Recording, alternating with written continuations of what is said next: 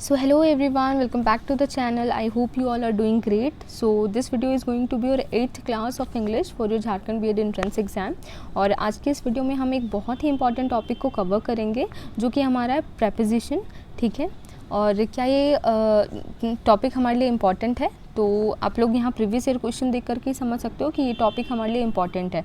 And जब आप question देखोगे, एनालाइज करोगे, तो आपको पता चलेगा कि प्रेपोजिशन से जो क्वेश्चन पूछे जा रहे हैं वो बेसिकली यूसेज बेस्ड है। ठीक है, कि कहाँ किस प्रेपोजिशन का यूज़ किया जाता है। फर्स्ट ऑप्शन में आप लोग देखो इन, एट, बाय, विद। ठीक है, इन सब के यूसेज आपको पता होंगे तभी ही आप क्या कर पाओगे, फर्स्ट क्वेश्चन सॉल्व कर पाओगे। देन उसी तरह आप सेकेंड क्वेश्चन देखोगे, इनटू, बिटवीन, अमंग, विद। तो ये सारा कहाँ हम लगाते हैं, इनके यूसेज अगर आप जानोगे तभी आप सेकंड नंबर भी सॉल्व कर पाओगे। ठीक है, तो यही रीज़न है कि हमें प्रेपोजिशन टॉपिक को बहुत ही अच्छे से पढ़ना है। And I will try my best to make you understand each and every preposition. ठीक है, तो आज के इस वीडियो में हम लोग बहुत ही अच्छे से स्टार्ट करते हैं प्रेपोजिशन चैप्टर को। एंड डेफिनेशन शुरू करने से पहले, ठीक है, सबसे पहले प्रोनाउंसिएशन थोड़ी अच्छी करते हैं हम। देखिए, मैं भी काफ़ी टाइम तक इसे प्रीपोजिशन पढ़ती थी। ठीक है, एंड बहुत सारे टीचर्स भी प्रीपोजिशन पढ़ देते हैं जो कि क्या है ना, गलत है। वो गलत है और करेक्ट प्रोनाउंसिएशन जो होता है इसका वो होता है प्रेपोजिशन। ठीक है, प्रेपोजिशन। ठीक है, तो हमें ये चीज़ भी ध्यान रखना है कि अगर हम पढ़ रहे हैं तो उस चीज़ को भी हम रेक्टिफाई कर लें। ठीक है, नेक्स्ट हम लोग देखते हैं अब डेफिनेशन को। चलिए अब डेफिनेशन समझते हैं कि आखिर ये प्रेपोजिशन होते क्या हैं। ठीक है, let me read it out. Preposition are those words which are used before a noun और प्रोनाउन। ठीक है, यहाँ तक कि हिंदी अगर हम करें तो क्या हमारा निकलता है कि प्रेपोजिशन वे सारे वर्ड्स हैं, ठीक है, जो कि नाउन या प्रोनाउन के पहले यूज़ होते हैं and denote the relation between the noun and pronoun. ठीक है, जो कि क्या करते हैं, रिलेशन बताते हैं नाउन या प्रोनाउन का and the other part of the sentence. ठीक है, इसके कहने का मतलब है कि प्रेपोजिशन वे वर्ड्स हैं जो कि नाउन या प्रोनाउन के आगे लगते हैं और उसका रिलेशन बताते हैं दूसरे नाउन या प्रोनाउन या सेंटेंस के किसी अदर पार्ट से। ठीक है, बेसिकली यहाँ पे रिलेशन को स्टैब्लिश करता है। जो प्रेपोजिशन वर्ड है वो क्या करता है, रिलेशन, एक संबंध को स्थापित करता है। किसमें, नाउन या प्रोनाउन में, नाउन या प्रोनाउन का सेंटेंस के अलग वर्ड से। ठीक है, एग्जाम्पल्स के थ्रू हम इसे और अच्छे से समझेंगे। यहाँ पे सबसे पहले एक पॉइंट आप लोग देखें, it shows direction, time, place, location and other relation. ठीक है, तो ये बेसिकली क्या बताता है हमें, किसी चीज़ की डायरेक्शन, टाइम, प्लेस, लोकेशन एक ही चीज़ है।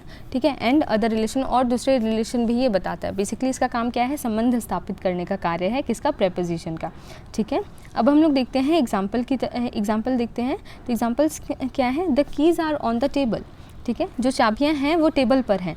तो यहाँ पे आप देखिए कि ये जो ऑन वर्ड है वो क्या कर रहा है, संबंध स्थापित कर रहा है किसके बीच में, यहाँ पे जो कीज़ है और टेबल और कीज़ के बीच में कौन संबंध स्थापित कर रहा है, ये ऑन वर्ड। तो ये ऑन वर्ड हमारा यहाँ क्या हो गया, प्रेपोजिशन हो गया। ठीक है, एक बार इसे ऐसे समझें कि the keys are on the table से अगर हम ऑन को हटा देते हैं, ठीक है, देखिए हटा करके हम एक बार बोलते हैं इसे, the keys are the table. The keys are the table, इसका मतलब क्या हो गया कि जो चाबियां हैं वो टेबल हैं।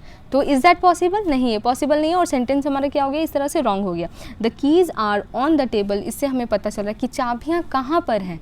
ठीक है, टेबल के ऊपर है। तो ये क्लियर हमें किस वर्ड से हो रहा है, ऑन वर्ड से। तो ये क्या है, हमारा प्रेपोजिशन है। ठीक है, उसी तरह से कुछ और एग्जाम्पल्स देख लेते हैं। The movie starts in 1 hour. ठीक है, तो यहाँ पे जो ये इन वर्ड है वो क्या बता रहा है, टाइम का रिलेशन इस्टेब्लिश कर रहा है कि जो मूवी है वो 1 घंटे में स्टार्ट होगी। ठीक है, नेक्स्ट देखिए, I am at my school. ठीक है, ये हमारी क्या बता रहा है, लोकेशन बता रहा है, आई एम एट माई स्कूल। ठीक है, कि मैं स्कूल में हूँ। तो यहाँ पे आप देखिए, अगर हम ऐट को हटा देते तो हमारा आंसर क्या हो जाए, सेंटेंस क्या हो जाएगा, आई एम माई स्कूल। तो ये क्या पॉसिबल है, नहीं, ये पॉसिबल नहीं है, और ये हमारा सेंटेंस एक अच्छा सेंटेंस नहीं बन रहा है। तो यहाँ पे ऐट वर्ड क्या बता रहा है, हमें रिलेशन एस्टैब्लिश कर रहा है आई में और स्कूल में। ठीक है, कि मैं स्कूल में हूँ। ठीक है, अब हम लोग देखते हैं, the book is written by Ruskin Bond. The book is written by Ruskin Bond. तो यहाँ जो बाई वर्ड है वो क्या है, हमारा प्रेपोजिशन है, और वो संबंध स्थापित कर रहा है बुक और रस्किन बॉन्ड में, कि ये जो बुक लिखी गई है वो रस्किन बॉन्ड के द्वारा लिखी गई है। तो बाई भी यहाँ पर क्या है, हमारा प्रेपोजिशन है। ठीक है, तो आई थिंक आप लोगों को डेफिनेशन और ये जो एग्जाम्पल्स हैं उनके थ्रू प्रेपोजिशन क्या होते हैं ये समझ आ गया होगा। ठीक है, अब हम लोग आगे बढ़ते हैं। यस, यहाँ मैंने एक नोट लिखा है। ठीक है, ending a sentence with preposition is not error, ठीक है। जैसे कि देखिए हमने डेफिनेशन में क्या देखा कि नाउन या प्रोनाउन के आगे लग करके ही हमेशा ये क्या होते हैं, आगे ही लगते हैं, ठीक है। लेकिन अगर कोई सेंटेंस है जो कि प्रपोजिशन से एंड कर रहा है तो वो भी गलत नहीं होगा, ठीक है, इन केस उसकी मीनिंग सही निकले। जैसे कि आप लोग देखिए who was he talking to, मतलब वह किससे बात कर रहा था, who was he talking to. तो यहाँ जो टू वर्ड है, टू जो हमारा प्रपोजिशन है वो लास्ट में आ रहा है, ठीक है। तो इससे हमारा क्या होता है कि एरर नहीं हुआ, ये एरर नहीं है क्योंकि ये सही मीनिंग हमें दे रहा है और इस तरह से यूज़ किया जा सकता है प्रपोजिशन को, ठीक है। एक और एग्जांपल देखिए, he have, so sorry, he has होगा, ठीक है, ही सिंगुलर है तो हैज़ लगेगा। सो सॉरी, जल्दी जल्दी लिखने में कभी कभी मिस्टेक्स हो जाती हैं, तो प्लीज़ आप इस चीज़ को करेक्ट कर लें। He has a pencil to write with, he has a pencil to write with, मतलब उसके पास एक पेंसिल है जिससे कि वो लिखेगा, ठीक है। इसका सेंस ये बन रहा है। तो यहाँ पे जो विथ है, विथ जो है हमारा वो सेंटेंस के लास्ट में आ रहा है, ठीक है, लास्ट में आ रहा है। तो लास्ट में सिर्फ आने से हम क्या बोल सकते हैं कि ये गलत है, ऐसा बोल सकते हैं क्या? नहीं, हम ऐसा नहीं बोल सकते क्योंकि ये करेक्ट मीनिंग दे रहा है हमें, ठीक है। और इसी चीज़ से हम लोग एक चीज़ कंक्लूड कर सकते हैं क्या? Prepositions are placed usually before noun और प्रोनाउन बट नॉट ऑलवेज, ठीक है। तो हम क्या कंक्लूड कर सकते हैं कि प्रपोजिशंस जो होते हैं वो नाउन या प्रोनाउन के आगे लगते हैं ज़्यादातर, बट नॉट ऑलवेज, हमेशा नहीं, ठीक है। क्योंकि हमने 2 एग्जाम्पल्स ऐसे भी देख लिए जिसमें कि क्या हो रहा है कि हमारा जो प्रपोजिशन है वो सेंटेंस के लास्ट में आ रहा है, ठीक है। आई होप यहाँ तक आपको क्लियर हो गया होगा। तो अब हम लोग यूज़ ऑफ प्रपोजिशंस देखेंगे, डिफरेंट टाइप के प्रपोजिशंस देखेंगे जो कि लोकेशन से रिलेटेड है, ठीक है। लोकेशन वाले प्रपोजिशन अभी हम लोग करने जा रहे हैं। इसमें क्या होता है कि बहुत सारे ऐसे प्रपोजिशन हैं जिनके बाद कन्फ्यूज़न भी क्रिएट होता है, तो मैं उन सभी कन्फ्यूजन्स को इरेडिकेट बिल्कुल करने की कोशिश करूँगी। तो चलिए स्टार्ट करते हैं। सबसे पहले ऑन को देखते हैं, ठीक है। ऑन का सिंपल सा मीनिंग क्या होता है हिंदी में हमारा? ऊपर, ठीक है। और यहाँ आप फिगर से भी देख सकते हो कि किस तरह से मैं ऊपर बोल रही हूँ। मान लेते हैं कि एक टेबल है, टेबल के ऊपर हम क्या देख रहे हैं? कोई ऑब्जेक्ट है, ठीक है। तो हम क्या बोलेंगे? ऑन द टेबल बोलेंगे, ठीक है। और इसकी मीनिंग देखिए, यूसेज देखिए, व्हेन प्लेस्ड इन कांटेक्ट, ठीक है। जब कोई चीज़ किसी के ऊपर हम रखें और उन दोनों के बीच में कांटेक्ट भी हो, इट मीन्स कि दोनों का सरफेस एक दूसरे को टच कर रहा हो, तो वो क्या हो जाएगा हमारा? वहाँ क्या लगेगा? ऑन लगेगा, ठीक है। जैसे कि एग्जांपल देखिए, the pencil box is on the table, the pencil box is on the table. तो इससे हमें क्या समझ आ रहा है कि जो पेंसिल बॉक्स है हमारा वो टेबल के ऊपर है, और टेबल और पेंसिल बॉक्स जो है दोनों क्या कर रहा है? टच कर रहा है एक दूसरे को, ठीक है। नेक्स्ट एग्जाम्पल देखिए, the child is dancing on the bed, ठीक है। जो बच्चा है वो बेड पर डांस कर रहा है। तो यहाँ पर भी क्या है? कांटेक्ट है बच्चे और इस बेड में, तो ठीक है, मतलब फिज़िकल टच होना चाहिए उसमें। और बेसिकली कोई भी चीज़ किसी भी सतह के ऊपर है तो हमारा वो क्या हो जाएगा? ऑन वहाँ पे लगेगा, ठीक है।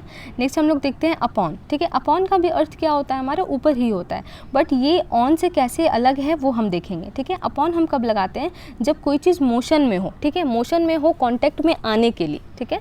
मतलब ऑलरेडी वो किसी चीज़ के ऊपर नहीं है, बट वो उस चीज़ के ऊपर आने के लिए मोशन में है, गति कर रही है, ठीक है। जैसे कि देखिए मैंने क्या लिखा है? In motion to be in contact, ठीक है। कॉन्टैक्ट में आने के लिए मोशन में है, जैसे कि आप लोग फिगर में भी देख सकते हो, ठीक है। एग्जाम्पल से समझेंगे, the cat jumped upon the rat, the cat jumped upon the rat, ठीक है। जो कैट है वो रैट के ऊपर जंप कर रही है, ठीक है, जंप की, ऐसा हम बोलना चाह रहे हैं। तो अपॉन वर्ड का यहाँ यूज़ करेंगे क्योंकि वो एग्जैक्ट अभी रैट के ऊपर तो नहीं है, बिल्ली अभी रैट के ऊपर नहीं है, बट अभी मोशन में है कि वो रैट के ऊपर आ जाएगी, ठीक है। तो यहाँ पे हम लोग अपॉन वर्ड का यूज़ करेंगे। नेक्स्ट एग्जांपल देखते हैं, ही केयरफुली प्लेस्ड द वास अपॉन द टेबल, ठीक है, कि उसने वास को टेबल के ऊपर बहुत ही केयरफुली रखा, ठीक है। तो ये भी क्या दिखा रहा है? एक मोशन को दिखा रहा है कि वास पहले क्या था? अलग था, ठीक है, उसके हैंड्स में था, उसके बाद उसने टेबल पर उस चीज़ को प्लेस किया। तो यहाँ भी एक मूवमेंट को दिखाया जा रहा है कि जिसमें कि कोई एक चीज़ है जो कि बाद में कांटेक्ट में आ रही है, ठीक है। तो ये हुआ हमारा अपॉन का मतलब, ठीक है। अब हम लोग देखते हैं ओवर को, ठीक है। ओवर का भी अर्थ क्या होता है? ऊपर होता है। अब ये कैसे अलग है तो इसको आप समझते हैं, ठीक है। इसे बेसिकली हम कैसे यूज़ करते हैं? मोशन और position higher than something else, ठीक है, मोशन में हो या किसी चीज़ का एग्जैक्ट हम रेस्ट पर ही है वो पोजीशन अगर हम बता रहे हैं और वो चीज़ क्या हो हायर देन समथिंग एल्स, ठीक है। जैसे मेरा सर है, सर के ऊपर से कोई चिड़िया जा रही है, ठीक है, कोई बर्ड जा रही है, तो ये क्या हो गया ओवर हम यूज़ करेंगे, ठीक है। The bird is flying over my head, ठीक है। तो ओवर वर्ड हमें क्या बताता है कि कोई एक चीज़ है उसके रेफरेंस में कोई दूसरी चीज़ क्या हो हायर पोजीशन पर हो, ठीक है, उसके ऊपर हो। और ये चीज़ क्या हो सकती है मोशन में भी हो सकती है और रेस्ट पे भी हो सकती है। चलिए अच्छे से इसे एग्जांपल से समझते हैं।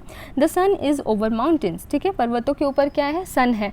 तो हमें क्या समझ आ रहा है सन और माउंटेन्स टच कर रहे हैं, क्या टच तो नहीं कर रहे हैं, वो उसके ऊपर है, ठीक है।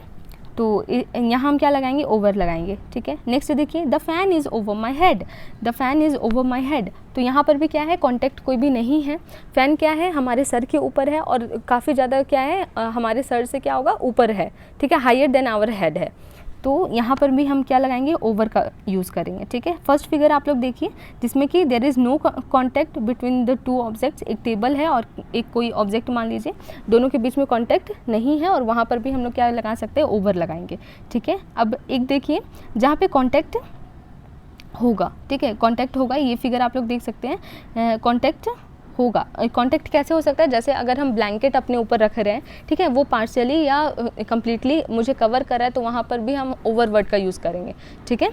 जैसे कि एग्जांपल सबसे पहले यहाँ देखिए टू कवर होल सरफेस, ठीक है, होल सरफेस को कवर करने के लिए भी हम लोग ओवर वर्ड का यूज़ करते हैं, ठीक है। दो तरह से ये सरफेस को हम कवर करेंगे, एक तो फिजिकल कांटेक्ट में हो सकता है, एक नॉन फिजिकल कांटेक्ट में होगा, ठीक है। तो फिजिकल कांटेक्ट के लिए आप लोग यहाँ पर देख सकते हो first example put a blanket over her, put a blanket over हर। तो क्या हो रहा है ब्लैंकेट और हर जो यहाँ पे लड़की है दोनों के बीच में क्या है कॉन्टैक्ट है और क्या कर रहे हैं हम उस बच्चे को या फिर सॉरी ये जो हर है यहाँ पे जो लड़की है उसे कम्प्लीटली क्या कर रहे हैं कवर कर रहे हैं, ठीक है। पुट अ ब्लैंकेट ओवर हर, तो यहाँ पर हम क्या लगाएंगे ओवर वर्ड का यूज़ करेंगे, ठीक है, फिजिकल कॉन्टैक्ट है यहाँ।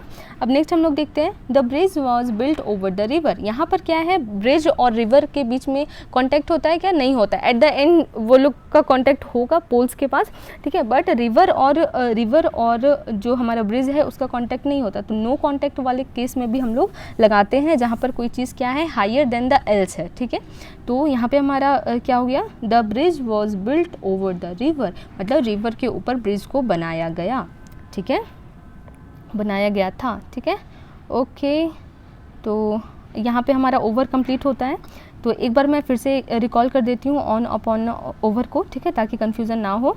ऑन क्या हो गया हमारा कि एक कोई चीज़ है और उस पर ही कोई दूसरी चीज़ रखी हो और उन दोनों के बीच में क्या हो कॉन्टैक्ट हो, तो वहाँ पे ऑन वर्ड का यूज़ करेंगे। अपॉन वर्ड का यूज़ कब हम करते हैं, कोई चीज़ मोशन में है और उसके सतह से बस लगने ही वाली है और उस पर वो टिकने वाली है, तो यहाँ हम क्या लगाएंगे अपॉन वर्ड का यूज़ करेंगे। ओवर का यूज़ हम लोग दो तरीके से कर सकते हैं, एक तो डिस्टेंस बिल्कुल ना हो फिजिकल कॉन्टैक्ट में भी कर सकते हैं, एक नो फिजिकल कांटेक्ट में कर सकते हैं। कोई चीज़ हमारे सर से या फिर कोई चीज़ है जो कि ऊपर में है एक दूसरे चीज़ के, तब हम लोग ओवर लगा सकते हैं। और एक चीज़ क्या हो गया कि अगर हमें होल सरफेस कवर करना है तो वहाँ पर भी हम लोग ओवर का यूज़ करते हैं, ठीक है। तो आई थिंक ये तीनों आपको क्लियर हो गया हो अच्छे से, ओके। अब हम लोग इन को देखते हैं, इन का हमारा क्या है, यस इन, ठीक है। इनका दो यूसेज है, हम लोग यहाँ देखेंगे।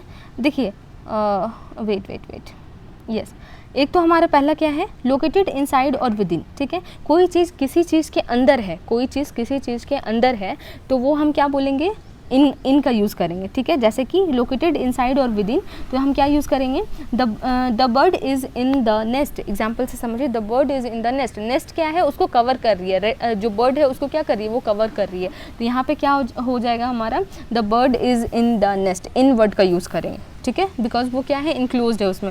या फिर अगर मैं बोलना चाहूँ I am in my room, I am in my room, तो अभी ये जो हमारा रूम है वो क्या है मैं उसके अंदर हूँ, रूम के अंदर हूँ, ठीक है। तो जब भी हम लोग बात करें कि लोकेटेड इनसाइड की बात करें, कोई चीज़ अंदर में है, तो हम क्या बोलेंगे इन वर्ड का यूज़ करेंगे, ठीक है। अब एक एग्जाम्पल और देख लीजिए, the students are in the classroom, ठीक है, बच्चे क्लासरूम में हैं, ठीक है, मतलब क्लासरूम के अंदर हैं, हम ऐसा बोलना चाह रहे हैं, ठीक है। एक एग्जाम्पल इधर देखिए आप, ठीक है, तो ये तो हुआ पहला यूसेज जब कोई चीज़ किसी के अंदर हो, ठीक है। अब दूसरा यूसेज हम देखते हैं टू टेल लोकेशन, ठीक है। सिंपली लोकेशन बताने के लिए हम लोग इन वर्ड का यूज़ करते हैं, ठीक है। जैसे कि I live in Delhi, I live in Delhi, तो हम इस एरिया में रहते हैं, ये मुझे बताना है, तो इन वर्ड का हम लोग यूज़ करते हैं, ठीक है। आई लिव इन दिल्ली हो गया, ओके।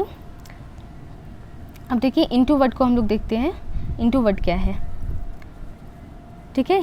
इन और इनटू दोनों का मतलब क्या है, में ही होता है, हिंदी में हम बोलेंगे में होता है, बट यूसेज अलग है। इन में क्या है, कोई चीज़ किसी चीज़ के अंदर है तो वो रेस्ट पर है, और यहाँ पर हम लोग इनटू वर्ड को देखते हैं, ये क्या इंडिकेट करता है, एंट्री को इंडिकेट करता है, मोशन को इंडिकेट करता है कि कोई चीज़ मोशन में है किसी चीज़ के अंदर जाने के लिए, ठीक है। तो यहाँ पर हम क्या देख सकते हैं, it indicates the entry. Example देखिए, the boy jumped into the swimming pool, ठीक है। जो बच्चा है वो स्विमिंग पूल में कूदा, हम ऐसा बोलना चाह रहे हैं। तो यहाँ पे क्या है, वो जो बच्चा है वो स्विमिंग पूल में जाने के लिए क्या है, मोशन में है, ठीक है। तो इसलिए हमने क्या लगाया यहाँ पे, इनटू वर्ड का यूज़ किया, ओके। और नेक्स्ट देखिए, students are moving into the classroom, ठीक है। जो बच्चे हैं वो क्लासरूम के अंदर जा रहे हैं, तो ये भी क्या है, एक मोशन को दिखा रहा है, मूविंग इनटू द क्लासरूम। बच्चे क्या कर रहे हैं, गति करके क्या करेंगे कि क्लास में चले जाएंगे, और जब क्लास में चले जाएंगे तब हम क्या बोलेंगे, यहाँ जो हमने पढ़ा था the students are in the classroom, कि बच्चे क्लासरूम में हैं।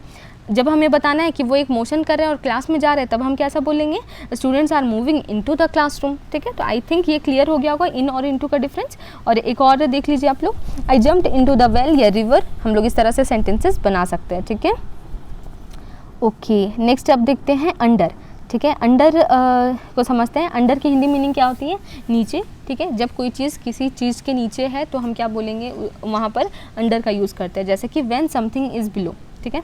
जैसे कि एग्जांपल देखिए, the cat is under the table, जो बिल्ली है वो टेबल के नीचे है, तो अंडर का यूज़ कर रहे हैं हम लोग। The boy is resting under the tree, ठीक है। जो लड़का है वो ट्री के नीचे रेस्ट कर रहा है, तो ट्री भी क्या कर रहा है, ट्री के नीचे रेस्ट कर रहे हैं, तो यहाँ पर भी नीचे के लिए कौन सा वर्ड आता है हमारा, अंडर वर्ड आता है, ठीक है। आई थिंक ये भी क्लियर हो गया होगा। नेक्स्ट अब देखते हैं बिसाइड। बिसाइड का मतलब क्या होता है, के बगल में या फिर एडजेसेंट के बगल में, इसकी मीनिंग होती है। जैसे for an example, my cousin sat beside me, ठीक है। मेरी कज़न मेरे बगल में बैठी, मेरी कज़न मेरे बगल में बैठी। तो ये बगल वाला लोकेशन जब हमें बताना हो तब हम बिसाइड वर्ड का यूज़ करते हैं, ठीक है। तो हमने यहाँ पर अंडर और बिसाइड देख लिया अच्छे से। अब नेक्स्ट हम लोग देखते हैं एट वर्ड को। अब हम लोग समझते हैं एट भी क्या करता है, लोकेशन बताता है। जैसे कि क्या लोकेशन ये बताता है, टू टेल द एग्जैक्ट और स्मॉलर लोकेशन। अब हमें एग्जैक्ट या स्मॉलर लोकेशन बताना है तो हम एट का यूज़ करते हैं। एग्जांपल देखिए, I am at my home, ठीक है, कि मैं अपने घर पर हूँ।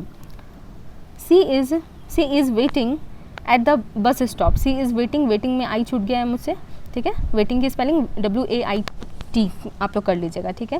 She is waiting at the bus stop, ठीक है, वह बस स्टॉप पर वेट कर रही है। तो बस स्टॉप भी क्या है, एक एग्जैक्ट हम लोग लोकेशन बता रहे हैं, ठीक है, या फिर स्मॉलर लोकेशन बता रहे हैं, तो हम लोग एट वर्ड का यूज़ करते हैं, ठीक है। अब देयर कैन बी कन्फ्यूजन कि एट और इन में अब अंतर क्या है। इन भी क्या कर रहा है, लोकेशन बता रहा है, एट भी क्या कर रहा है, लोकेशन बता रहा है, ठीक है।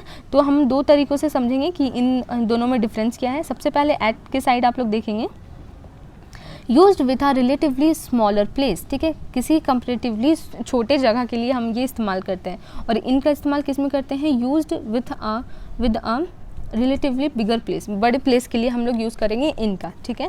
एग्जांपल देखिए, I live at Mukherjee Nagar इन दिल्ली, ठीक है। तो दिल्ली हमारा क्या है, एक बड़ी लोकेशन है, दिल्ली क्या है, बड़ी लोकेशन है, तो इसके साथ हमने क्या लगाया, इनका यूज़ किया। जबकि मुखर्जी नगर कोई दिल्ली का ही एक कोई लोकेशन है, ठीक है, छोटी लोकेशन है, तो वहाँ पे हम लोग एट का यूज़ करेंगे, ठीक है।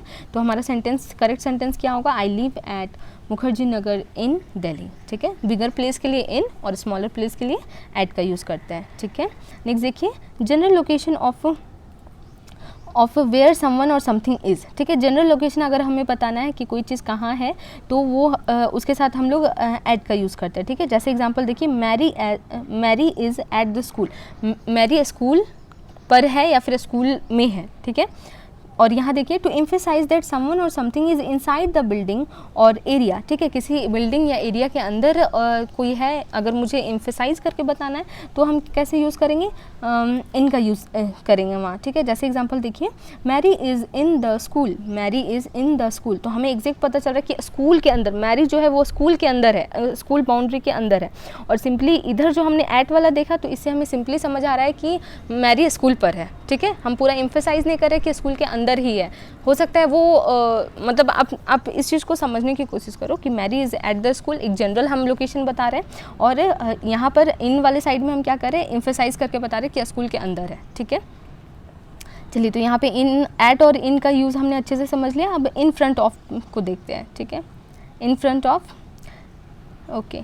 तो इसका यूज़ हम कब करते हैं, डायरेक्टली बिफोर और अहेड ऑफ, ठीक है। कोई चीज़ किसी चीज़ के जस्ट सामने हो, जस्ट आगे हो, तब हम लोग इन फ्रंट ऑफ का यूज़ करते हैं। जैसे कि एग्जांपल देखिए, पहला, she sat down in front of her dressing table mirror, ठीक है, ड्रेसिंग टेबल मिरर के वह जस्ट सामने बैठी, ठीक है, हम ऐसा बोलना चाह रहे हैं। तो यहाँ पे हमने इन फ्रंट ऑफ का यूज़ किया। इन फ्रंट ऑफ का मतलब होता है कि जस्ट सामने, ठीक है। अब हम मिरर के पास तैयार होते हैं तो हम क्या होते हैं, बिल्कुल सामने उसके तैयार होते हैं, तो इन फ्रंट ऑफ हम यूज़ करेंगे, ठीक है।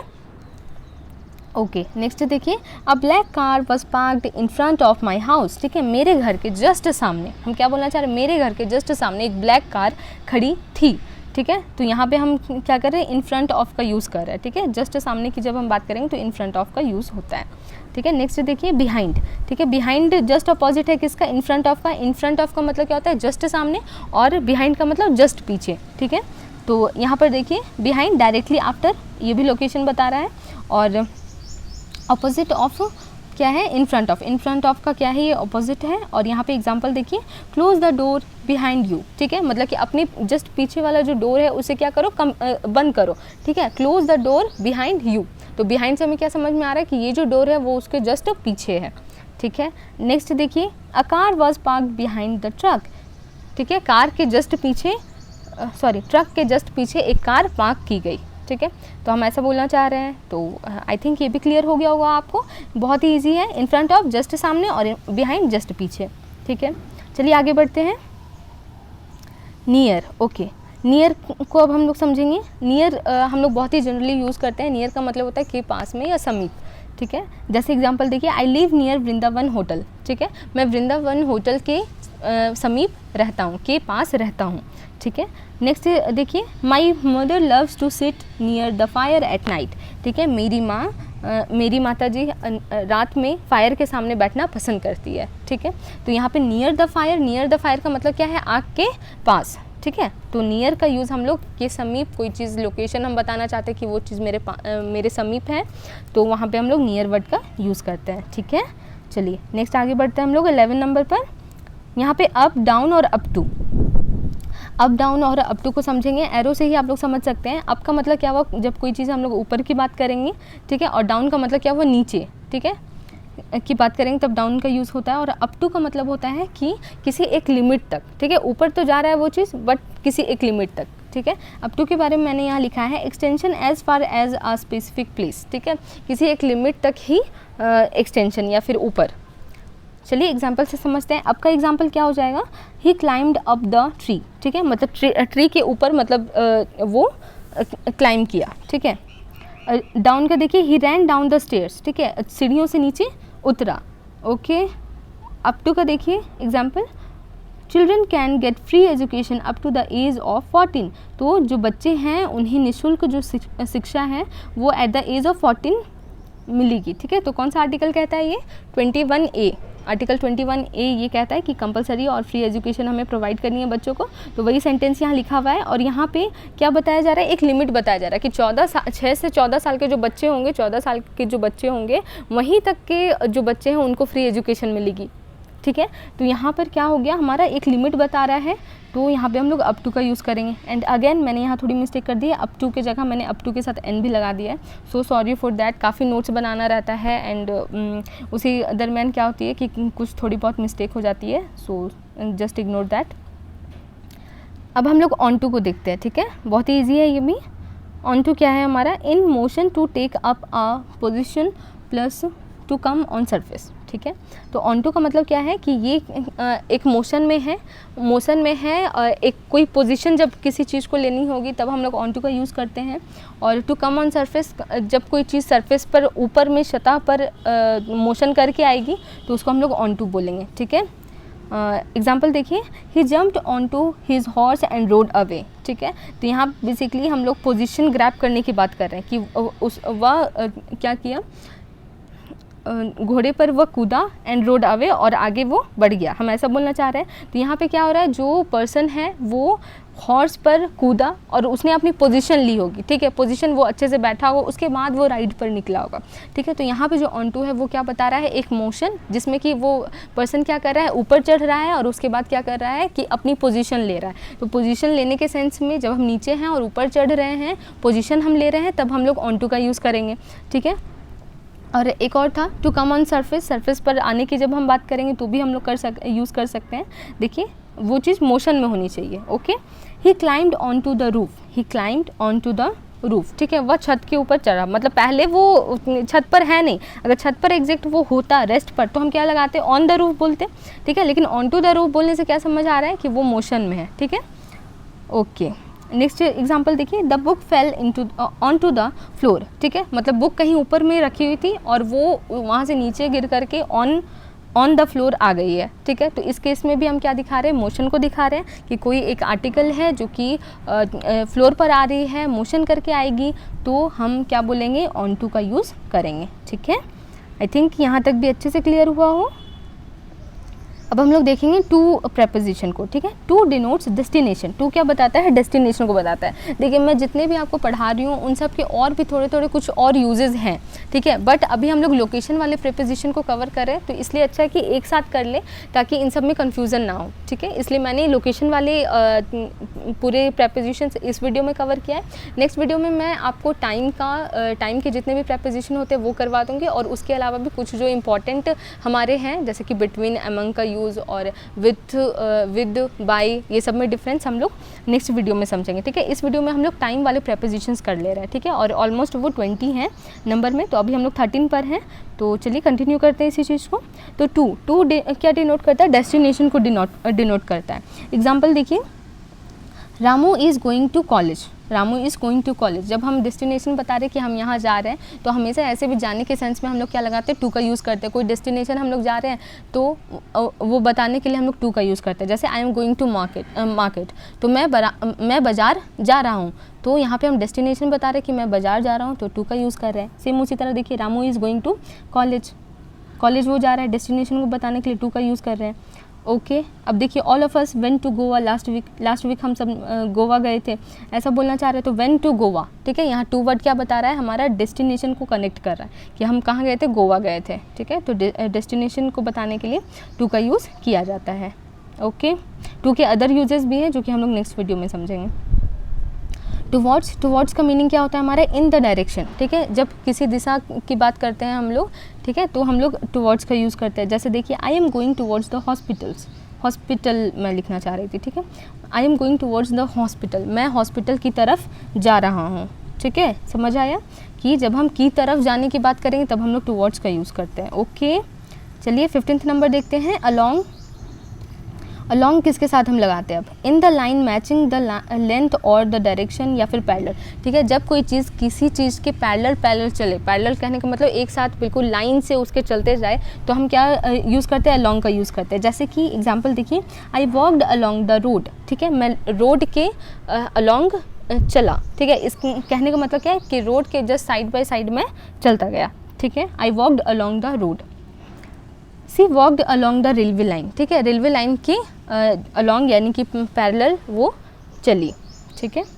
तो यहाँ पे अलॉन्ग का क्लियर हो गया मीनिंग कि जब हम कोई चीज़ के साथ साथ बिल्कुल पैरेलली चल रहे हैं तो हम लोग क्या लगाते हैं, अलॉन्ग का यूज़ करते हैं। अब हम लोग देखते हैं अलॉन्ग विद, ठीक है। तो यहाँ मैंने बाई मिस्टेक क्या करा कि अलॉन्ग विथ मैंने साथ में लिख दिया, जबकि अलॉन्ग विथ क्या होता है, सेपरेट लिखा जाता है, ठीक है। तो लिखने में मुझे ध्यान नहीं रहा, फिर देन आई रियलाइज कि यहाँ तो साइड मतलब इन दोनों के बीच में गैप होता है, तो मैंने यहाँ लिख दिया है अलॉन्ग विथ, अलॉन्ग और विथ अलग अलग लिखना है, ठीक है, ओके। तो यहाँ पे देखिए, अब अलॉन्ग विथ किसके साथ लगाते हैं हम लोग, together with someone or something, ठीक है। जब हम किसी चीज़ के साथ हों या फिर किसी थिंग या किसी पर्सन की बात करें जो हमारे साथ हो, ठीक है, together with someone or something. Example से समझिए, अ bill came along with the notice, notice के साथ along with the notice, notice के साथ बिल भी आया, ठीक है। हम क्या बोलना चाह रहे हैं, नोटिस के साथ बिल आया, तो के साथ हम बता रहे हैं ना कि दो यहाँ थिंग्स हैं जो कि साथ आई हैं, ठीक है। तो अलॉन्ग विथ किसके लिए यूज़ करते हैं, together with someone or something.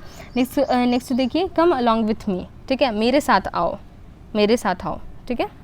Togetherness की बात हो रही है यहाँ पे, अलॉन्ग विथ, ओके, यहाँ पे क्लियर हो गया होगा। नेक्स्ट चलते हैं 17 नंबर।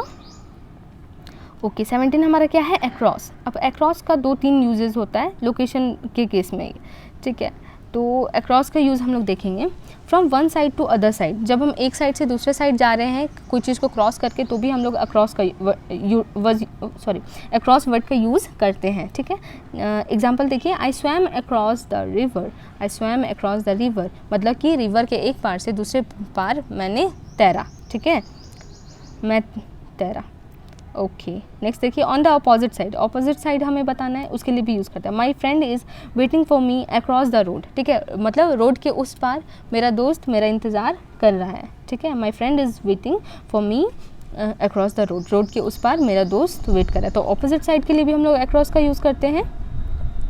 नेक्स्ट देखिए, बोथ साइड्स, बोथ साइड हमें बताना है तो भी हम लोग अक्रॉस का यूज़ करते हैं। जैसे कि एग्जांपल देखिए, a pole fell across the railway line, ठीक है, मतलब रेलवे लाइन के अक्रॉस क्या हुआ है कि पोल गिर गया, ठीक है, पोल गिर गया, और ये जो पोल है वो कैसे गिरा है, दोनों साइड पर गिरा है।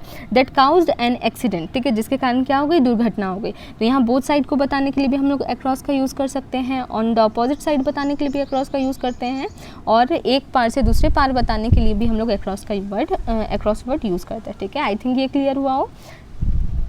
ओके नेक्स्ट हम लोग चलते हैं अब थ्रू पर, ठीक है। तो थ्रू का यूज़ हम लोग कब करते हैं, वाया मीडियम, मतलब किसी मीडियम की जब हम बात करें, या indicates movement from one end to the other end, ठीक है।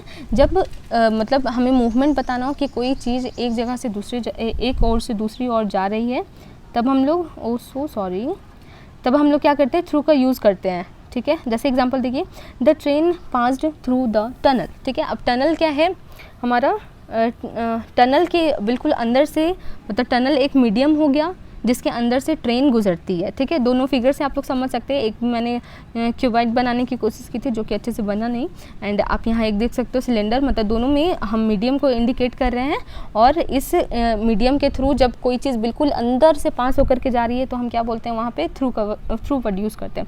जैसे कि the train passed through the tunnel, ठीक है। दूसरा क्या हो जाएगा, they walked slowly through the woods, ठीक है। यहाँ पर they walked slowly through the woods का मतलब क्या है कि वे लोग छोटे जंगल से क्रॉस किए, ठीक है। तो मतलब छोटे जंगल के थ्रू अंदर से वो लोग क्या हो रहे हैं, चल रहे हैं, ठीक है, वे लोग चले, हम लोग ऐसा बोलना चाह रहे हैं। तो थ्रू वर्ड का यहाँ मतलब क्या हो गया कि कोई चीज़ जब किसी मीडियम के थ्रू पास करती है, ठीक है, तो यहाँ पे थ्रू वर्ड का हम लोग यूज़ करेंगे। आई थिंक ये क्लियर हो गया हो आप लोगों को। नेक्स्ट हम लोग का जो लास्ट है वो 19th नंबर देखेंगे। 19th नंबर हमारा क्या है, अराउंड, ठीक है। अराउंड का यूज़ हम लोग किस लिए करते हैं, सराउंडिंग या टर्निंग के लिए हम लोग अराउंड का यूज़ करते हैं, ठीक है। जैसे कि देखिए, she had a scarf around her neck, she had a scarf around her neck, ठीक है। उसका जो स्कार्फ है उसके गले के चारों ओर है, ठीक है, तो हम सराउंडिंग बता रहे हैं। नेकलेस के केस में भी हम लोग बोलेंगे अराउंड द नेक, ठीक है। अब नेक्स्ट देखते हैं हम लोग, crowd gathered around the scene of crime, ठीक है। क्राइम सीन के आसपास क्या हुआ है, मतलब उसके पूरे सराउंडिंग में भीड़ इकट्ठा हो गई, तो यहाँ पर भी हम लोग क्या करेंगे, अराउंड वर्ड का यूज़ करेंगे, ठीक है। जहाँ पे कोई एग्जैक्ट लोकेशन नहीं है, बस उसके चारों तरफ आसपास के लिए हम लोग अराउंड का यूज़ कर देते हैं, ठीक है। नेक्स्ट देखिए, I looked at the papers around her, ठीक है, उसके आसपास मैंने पेपर्स को देखा था, ठीक है। I looked at the papers around her, मैंने उसके आसपास पेपर्स को देखा। तो यहाँ पे अराउंड वर्ड का यूज़ हम लोग क्यों कर रहे हैं, क्योंकि हम सराउंडिंग्स की बात कर रहे हैं, ठीक है। तो yes keep studying keep signing, यहाँ पे हम लोगों का क्या होता है कि प्रेपोजिशन जितने भी लोकेशन वाले वर्ड्स थे वो मैंने आप लोगों को कवर करा दिया। नेक्स्ट वीडियो में हम लोग टाइम के प्रेपोजिशंस और जैसा कि मैंने बताया कुछ अदर प्रेपोजिशंस को भी अच्छे से कवर करेंगे जैसे हमने इस वीडियो में किया। एंड आफ्टर दैट हम लोग एक प्रैक्टिस सेशन भी कर लेंगे प्रेपोजिशन का, जिससे कि हमें ये टॉपिक और अच्छे से क्लियर हो जाए और आपकी प्रैक्टिस भी हो जाए। ठीक है, तो इसी तरह से पढ़ते रहना है। वीडियो थोड़ी लॉन्ग हो गई एंड लिटरली मेरा गला बिल्कुल सूख चुका है, तो आप लोग प्लीज़ पढ़ते रहिएगा। एंड अगर पॉसिबल हो तो कुछ स्टूडेंट से शेयर भी करिएगा इस वीडियो को जिनको प्रेपोजिशन समझने में दिक्कत होती है। आई जस्ट वांट कि इस कंटेंट से सबको हेल्प हो। Okay, bye bye, take care.